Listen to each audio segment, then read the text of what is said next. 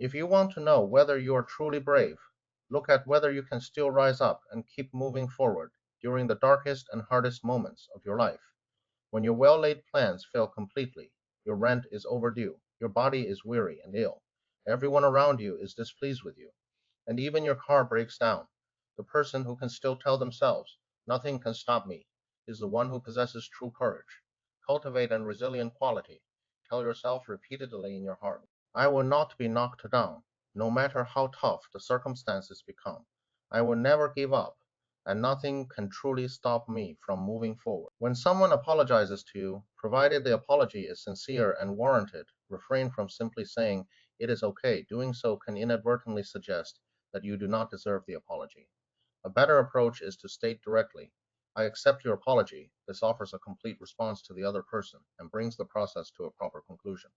If the situation is particularly serious and you are not yet ready to forgive, you can honestly say, "I have heard your apology, but I still need some time to process it. Thank you for apologizing." In any case, avoid downplaying the apology or sidestepping it entirely. When dealing with people who always believe they are right, the first tactic is to say, "Perhaps you are right." This does not signify genuine agreement with the other person, but rather signals that you are unwilling to let a dogmatic individual disturb your inner peace. The second tactic is to ask, "What kind of information would cause you to change your mind?" If the person replies, "Nothing would change my mind," then you know there is no need to keep engaging. You can simply end the conversation politely. The third tactic involves starting with the phrase, "Would you be willing?" For instance, "Would you be willing to consider things from my perspective?"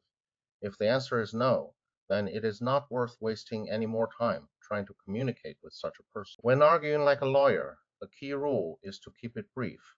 The longer a question is, the more likely the other party is to provide an off-topic response, or even choose to address only a small fraction of it.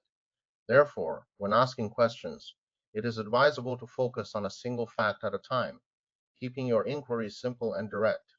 The second rule is to avoid injecting excessive emotion.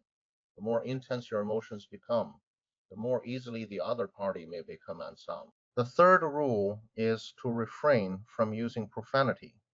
While foul language may momentarily seem to lend an air of forcefulness, it ultimately weakens your argument, much like adding too many spices to a dish, which serves only to mask the natural flavor of the ingredients themselves. When someone speaks to you in a condescending tone, the first step is to immediately turn the tables and refuse to let yourself be placed in a position of weakness.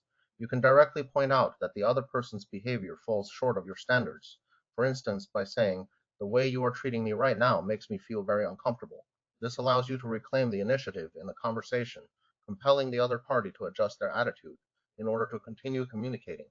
The second step involves using authoritative language to assert your stance. Phrases such as, "I will allow you to say that again," or "I am giving you one opportunity to express yourself differently."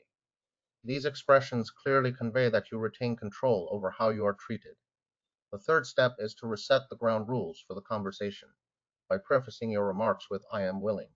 For example, "I am willing to continue this conversation, but only on the condition that you speak to me with respect."